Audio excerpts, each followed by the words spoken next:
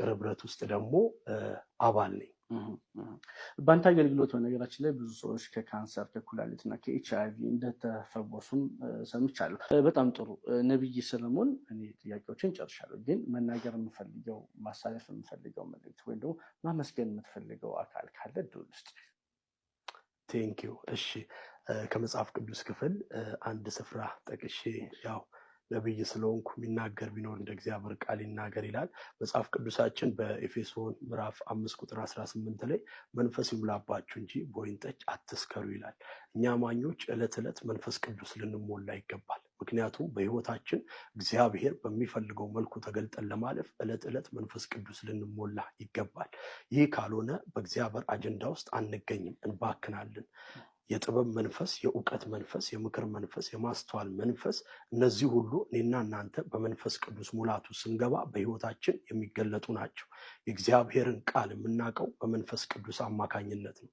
የቃሉን ብርሃን የሚገልጥልን መንፈስ ቅዱስ ነው። መንፈስ ቅዱስ ለእኛ ለአማኞች ጸጋን በመስጠት ምሪትን በመስጠት በወንጌል እሳት እንድንቀጣጠል ያደርገናል። የተሰጠንንም አደራ እንድንወጣ ያደርገናል። ስለዚህ ዕለት ዕለት መንፈስ ቅዱስን ልንሞላ ይገባል። የእግዚአብሔርን ቃል የምናውቀው በመንፈስ ቅዱስ አማካኝነት ነው። የቃሉን ብርሃን የሚገልጥልን መንፈስ ቅዱስ ነው። መንፈስ ቅዱስ ለእኛ ለአማኞች ጸጋን በመስጠት ምሪትን በመስጠት በወንጌል እሳት እንድንቀጣጠል ይረዳናል፣ ያግዘናል። መንፈስ ቅዱስ ለኔ መሪ ነው። መንፈስ ቅዱስ ለኔ አጽናኝ ነው። መንፈስ ቅዱስ ለኔ ወዳጅ ነው። ስለዚህ መጽሐፍ በሐዋርያት ሥራ ምዕራፍ 10 ቁጥር 38 ላይ እግዚአብሔር ቃል ሲናገር እግዚአብሔርም የናዝሬቱ ኢየሱስን በመንፈስ ቅዱስና በኃይል ቀባው ይላል። እርሱም መልካም እያደረገ ለዲያብሎስ የተገዙትን ሁሉ እየፈወሰ ዞረ። ካየ ኤፍዬ ጌታ ኢየሱስ እንኳን ያንን ሁሉ ተአምር ያደርግ የነበረው በመንፈስ ቅዱስ ኃይል በመንፈስ ቅዱስ አማካኝነት ነው። ስለዚህ አማኝ የሆነ ክርስቲያን የሆነ የወንጌል አማኝ የሆነ ዕለት ዕለት መንፈስ ቅዱስን ሊሞላ ይገባል።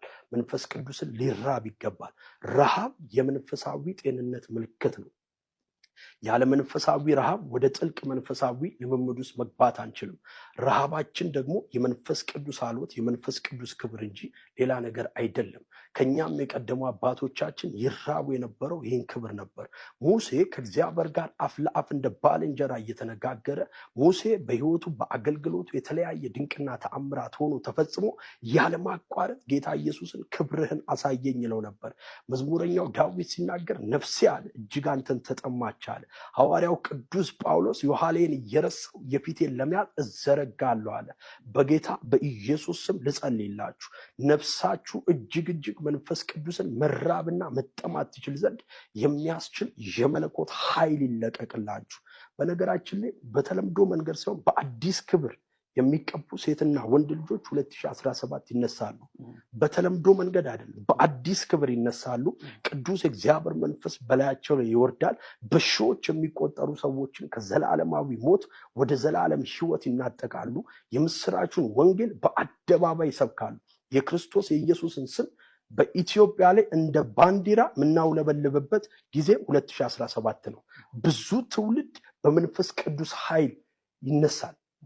መልአኩን መንፈስ አገልጋዮቹን የእሳት ነበልባል የሚያደርግ የእግዚአብሔር ኃይል በሴትና በወንዶች ልጆች ላይ ይገለጣል። መጽሐፍ ሲናገር ነገር ግን መንፈስ ቅዱስ በእናንተ ላይ በወረደ ጊዜ ኃይልን ትቀበላላችሁ ይላል።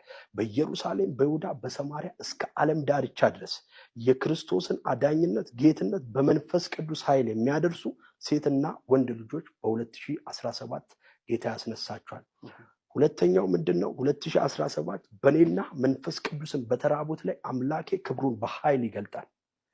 ቴንኪዩ። በጣም ጥሩ። በጣም አመሰግናለሁ ነብይ ሰለሞን ኃይሌ። ጥሪና ክብረ ድረስ መጥተህ በሚነሱ ጥያቄዎችን ዙሪያ እንግዲህ ማንሳት በምትፈልጋቸው ነገሮችም ዙሪያ ይህን የመሰለ ቆይታ እንድናደርግ ፈቃደኛ ስለሆንክ በእኔና በተመልካቾች ስም ከልብ አመሰግናለሁ።